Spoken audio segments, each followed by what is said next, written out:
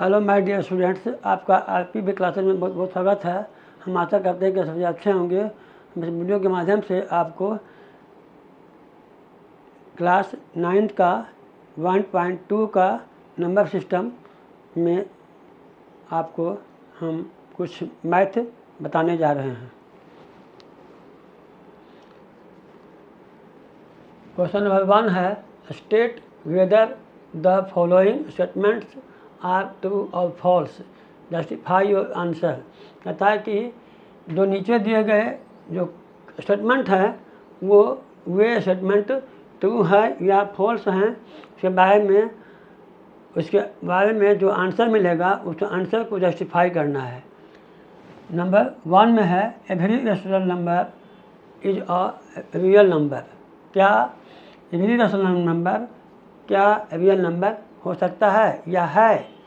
तो इसका आंसर मिलेगा ट्रू, मतलब हाँ, यस में। तो ट्रू इसका आंसर हो गया ट्रू।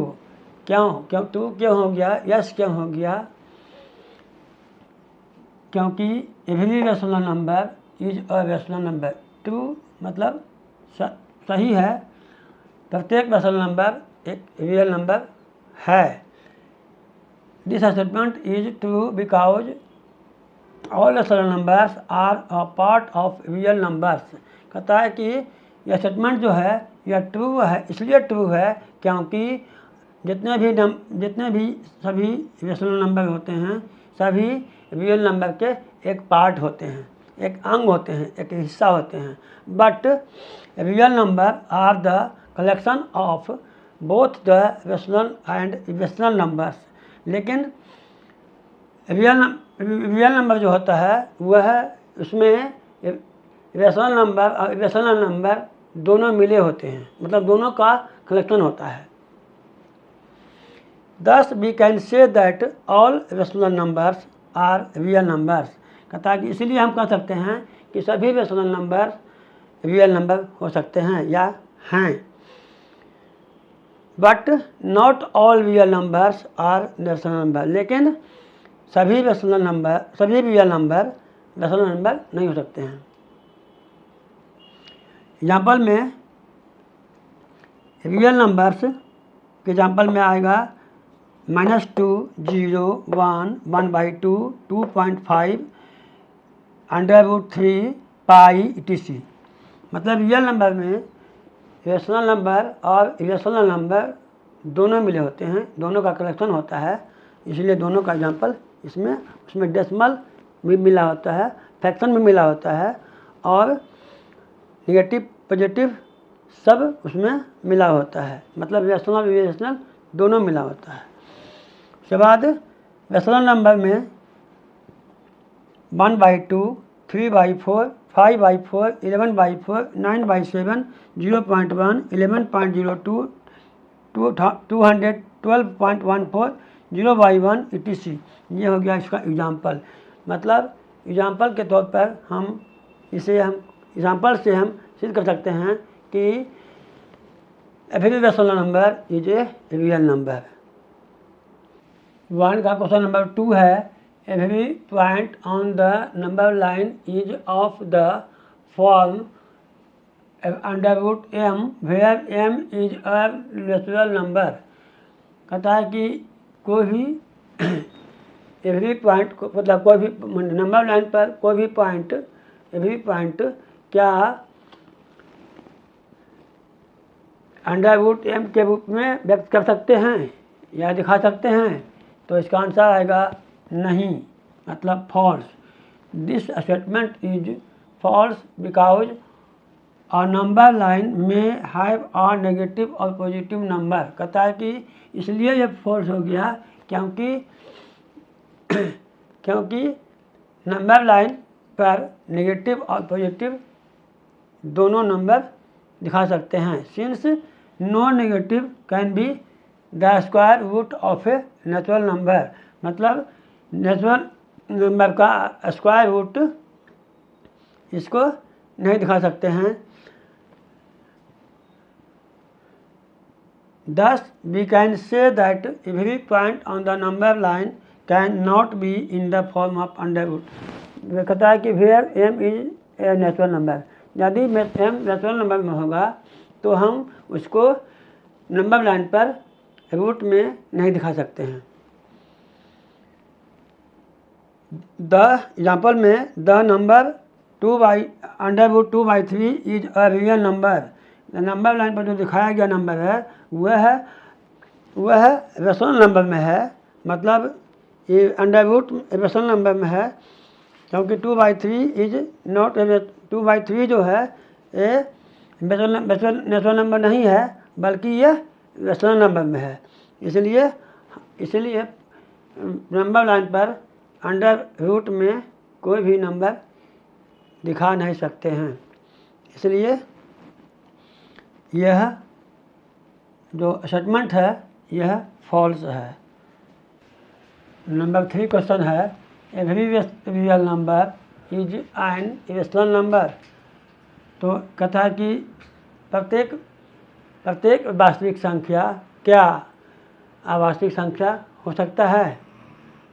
तो इसका आंसर होगा नहीं या false. This statement is false because the set of the real number consist of both the rational number and the irrational number. कहता है कि रियल नंबर जो होता है वह रेशनल नंबर और इरेशनल नंबर दोनों से बनता है, इसलिए यह स्टेटमेंट गलत है।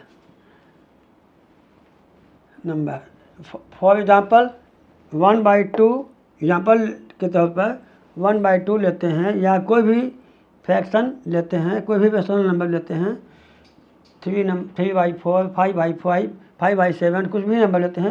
एग्जाम्पल दिए 1/2 is a rational number and hence it is a real number. ये रेशनल नंबर भी है और ये रियल नंबर भी है, लेकिन ये रेशनल नंबर नहीं है। उसी तरह से 2/7 5/11 9/13 etc ये सभी रेशनल नंबर भी हैं और रियल नंबर भी हैं, लेकिन रेशनल नंबर नहीं है। क्वेश्चन नंबर 2 है are the square root of all positive integers rational. पूछता है क्या सभी पॉजिटिव इंटीजर्स का स्क्वायर रूट रेशनल नंबर है या नहीं?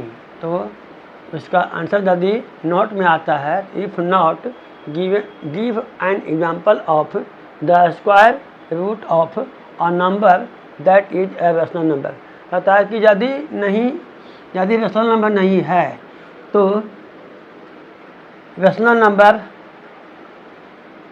का एक रूट रेशनल नंबर का स्क्वायर रूट का एक एग्जाम्पल दें। अब हम इसका फर्स्ट 2 पार्ट में बटा हुआ है क्वेश्चन, जो 2 पार्ट में बटा हुआ है, तो फर्स्ट पार्ट का आंसर क्या होगा? जैसे क्वेश्चन है कि क्या सभी पॉजिटिव इंटीजर्स का स्क्वायर रूट रेशनल नंबर है कि नहीं, तो है या नहीं? तो उसका आंसर हो जाएगा नहीं में, मतलब नो हो जाएगा। The square roots of all positive number integers are not rational number. कहता है कि सभी पॉजिटिव इंटीजर्स का रेशनल नंबर कभी भी ऑल पॉजिटिव इंटीजर्स का स्क्वायर रूट कभी भी रेशनल नंबर नहीं होगा, मतलब the square root of all positive integers are not rational number. कहता है कि सभी पॉजिटिव इंटीजर्स का स्क्वायर रूट रेशनल नंबर नहीं है। फॉर एग्जांपल में यदि हम 4 का स्क्वायर रूट निकालते हैं तो इसका 2 आंसर आता है, एक पॉजिटिव में एक नेगेटिव में, मतलब +2 भी आएगा -2 भी आएगा। मतलब -2 का स्क्वायर करेंगे तो भी 4 आएगा और +2 का स्क्वायर करेंगे तो भी 4 आएगा।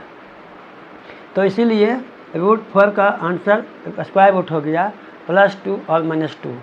अब +2 और -2 दोनों विच इंडिकेट्स दैट आइदर +2 और -2 can be the square root of 4। कहता है कि +2 और -2 यह इंडिकेट करता है कि वह 4 का स्क्वायर रूट हो सकता है। we see that both 2 and -2 are rational number.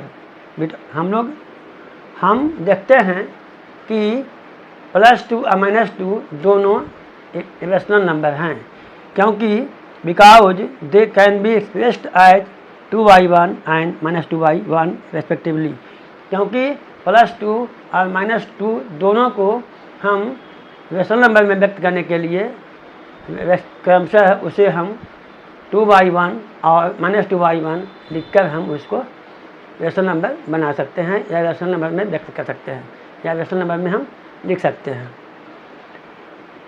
तो यह हो गया 2 का आंसर हो गया, 2 का सॉल्यूशन हो गया। अब 3 का सॉल्यूशन, 3 क्वेश्चन है, show how √5 can be represented on the number line. कहता है कि हम √5 को नंबर लाइन पर कैसे रिप्रेजेंट करेंगे, कैसे दिखाएंगे, कैसे शो करेंगे, कैसे उपस्थित करेंगे। तो क्या करेंगे, उसके लिए सबसे पहले क्या करेंगे कि एक नंबर लाइन खींचेंगे, एक नंबर लाइन खींचेंगे जिसमें बीच में 0 होगा और 0 के राइट साइड में पॉजिटिव होता है, पॉजिटिव इंटीजर्स होता है, और 0 के लेफ्ट साइड में नेगेटिव इंटीजर्स होता है। इसके बाद इसको हम, ये हो गया x, ये हो गया x डैश, एक्सिस हो गया x और x डैश, यहाँ हो गया y और y डैश, और बीच में वो हो गया 0 हो गया। अब 0 के राइट साइड में पॉजिटिव नंबर दिखाएंगे, पॉजिटिव इंटीजर्स दिखाएंगे। तो क्या करेंगे, अब 0 से लेफ्ट और 0 से राइट दोनों तरफ हम 1 यूनिट लेंगे। 1 2 3 1 2 3 हम आगे 4 5 तक दिखा सकते हैं। फिर यहाँ पर लेफ्ट साइड में माइनस की ओर भी हम -1 -1 -2 और -3 हम डिनोट कर सकते हैं। उसके बाद आप क्या करेंगे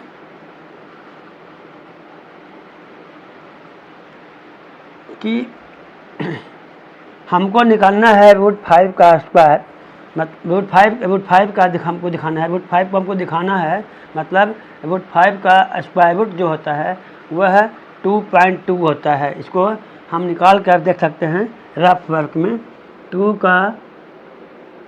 5 का स्क्वायर रूट निकालेंगे तो 2 का लगेगा 2 2 जा 4, फिर यहाँ पर 1 हो जाएगा, यहाँ पर 2 2 4, यहाँ प्लस करेंगे, यहाँ पर माइनस करेंगे। अब यहाँ पर पॉइंट देंगे, पॉइंट के देने के बाद डबल 0 बैठाएंगे। उसके बाद 2 का लगेगा, 2 का लगेगा तो 84 हो जाएगा। फिर माइनस करेंगे, यहाँ पर 2 प्लस करेंगे तो यहाँ पर 6 आएगा, यहाँ पर 1 आएगा। इस तरह से 2.2 1 पॉइंट के बाद हम 1 डिजिट निकालते हैं तो इसका आंसर आता है। तो लिख सकते हैं √5 का वैल्यू जो आएगा स्क्वायर रूट निकालने के बाद तो आया 2.2। इसका मतलब है कि हम 2 यूनिट तक लेंगे। यदि 5 का निकालना है तो 2 यूनिट तक लेंगे, 7 का निकालना है तो भी 2 यूनिट तक लेंगे, 8 का निकालना है तो भी 2 यूनिट तक लेंगे। मतलब 2 का निकालना है, 2 का स्क्वायर रूट निकालना है, दिखाना है तो 1 पॉइंट कुछ आएगा। तो यहाँ पर हमको निकालना है √5 का, इसलिए 2.2 आया है। मतलब 2 यूनिट यहाँ से इसको मान लेते हैं ए। तब यहाँ पर ए पर हम यहाँ से 2 यूनिट है, यहाँ से यहाँ तक 2 यूनिट है। उसके बाद क्या करेंगे, इसको मान लेते हैं बी। अब बी पर क्या करेंगे, हमको परपेंडिकुलर डालना है, तो परपेंडिकुलर डालने के लिए हम बी पर राइट एंगल बनाएंगे। तो राइट एंगल बनाने के लिए क्या करेंगे, 1 आर्क खींचेंगे, फर्स्ट आर्क खींचेंगे, फिर 60 डिग्री का 1 आर्क हो गया, फिर 60 डिग्री बनाएंगे तो 120 हो गया यहाँ पर। अब 120 का जो आर्क खींचेंगे, अब उसको क्या करेंगे, आगे बढ़ा देंगे, फिर यहाँ से इसको यहाँ पर काट लेंगे। काटने के बाद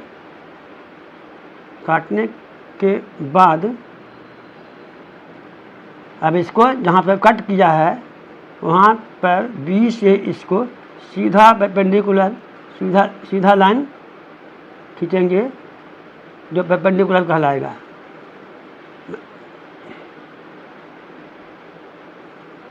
मतलब बी पर राइट एंगल बनाएंगे, मतलब 90 डिग्री का एंगल बनाएंगे। तो 90 डिग्री का एंगल सीधा होता है। परपेंडिकुलर डालने के लिए, परपेंडिकुलर बनाने के लिए हम इसको 90 डिग्री का एंगल बनाएंगे और बी से इसको सीधा ऊपर की ओर खींचेंगे। उसके बाद बी से अब यहाँ पर 1 यूनिट जो मापे हैं, तो यहाँ पर 0 से 1 यूनिट,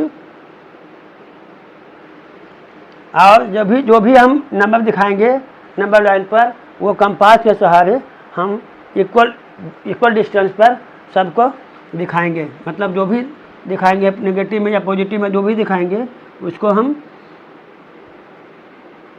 कंपास के सहारे हम माप कर इक्वल डिस्टेंस पर हम कोई भी पॉइंट को, कोई भी नंबर को दिखाएंगे। तो यहाँ पर 1 दिखाए, 2 दिखाए, 3 दिखाए, तो क्या करेंगे, कंपास से इसको मापेंगे। माप के बाद फिर 1 दिखाएंगे, फिर उसी माप से 2 दिखाएंगे, उसी माप से 3 दिखाएंगे, फिर लेफ्ट में भी माइनस में भी 1 दिखाएंगे, उसी माप से, उसी मेजरमेंट से हम 1 2 3 दिखाएंगे। दिखाने के बाद क्या करेंगे कि हमको 5 का हमको रूट 5 का दिखाना है, तो 5 का स्क्वायर रूट जब निकालते हैं तो 2.2 आता है। इसका मतलब है कि हम 2 से ज़्यादा आता है, मतलब 2 यूनिट हम लेंगे। तो यहाँ पे यूनिट दिखा दिया गया है कि 2 यूनिट लिए हैं। उसके बाद अब यहाँ पर ये 1 यूनिट यहाँ से मापेंगे, माप के काट लेंगे। आज यहाँ दिखा देंगे कि 1 है 1 यूनिट। फिर जितना 0 से यहाँ तक हुआ या ए से यहाँ तक हुआ 1, उसी हिसाब से यहाँ पर बी पर भी यहाँ पर उतने लेंथ का हम खींच लेंगे, काट लेंगे। यह भी 1 दिखाएंगे यहाँ पर। जितना यहाँ होगा 1 होगा, तो यहाँ भी 1 होगा। उसके बाद क्या करेंगे, यहाँ पर कट किए हैं, ये पे कट किए हैं। अब यहाँ से इसको ए से मिलाएंगे, ए से मिलाएंगे। यहाँ बना देंगे, यहाँ लिख देंगे सी, तो हो गया ए बी सी एक राइट एंगल ट्रायंगल हुआ। अब राइट एंगल ट्रायंगल हो गया, तब राइट एंगल ट्रायंगल में क्या होता है कि इसमें 1 राइट एंगल होता है और बाकी 2 जो होता है एक्यूट एंगल होता है 45 डिग्री का। तो ये हो गया 45 डिग्री का, ये हो गया 45 डिग्री का, ये हो गया एक्यूट एंगल, और ये हो गया राइट एंगल, मतलब 90 का हो गया। अब 90 यहाँ पर 45 हो गया दोनों, तो ये हो गया एक्यूट एंगल हो गया।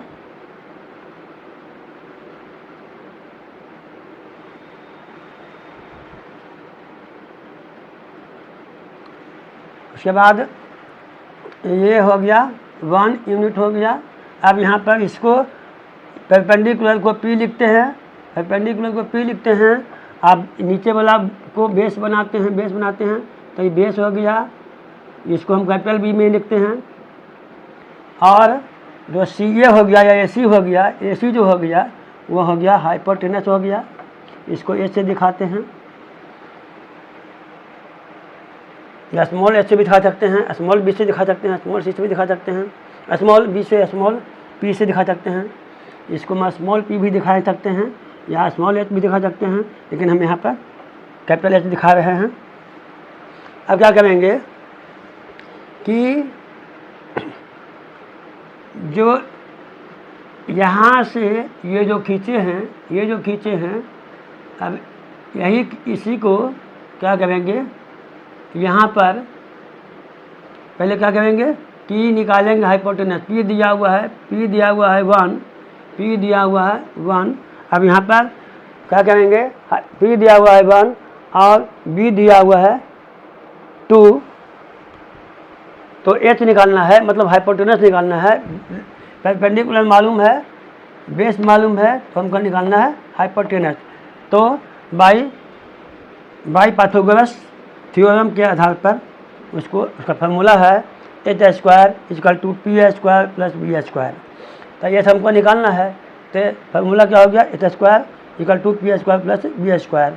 अब एच स्क्वायर बराबर पी का वैल्यू कितना है 1, पी का वैल्यू 1 है तो 1 का स्क्वायर हो गया, प्लस बी का स्क्वायर, तो बी कितना का वैल्यू कितना है 2 यूनिट, तो 2 का स्क्वायर हो गया, तो एच स्क्वायर इक्वल टू हो गया। फिर 1 का स्क्वायर करेंगे तो 1 आएगा, प्लस 2 का स्क्वायर करेंगे तो 4 आएगा।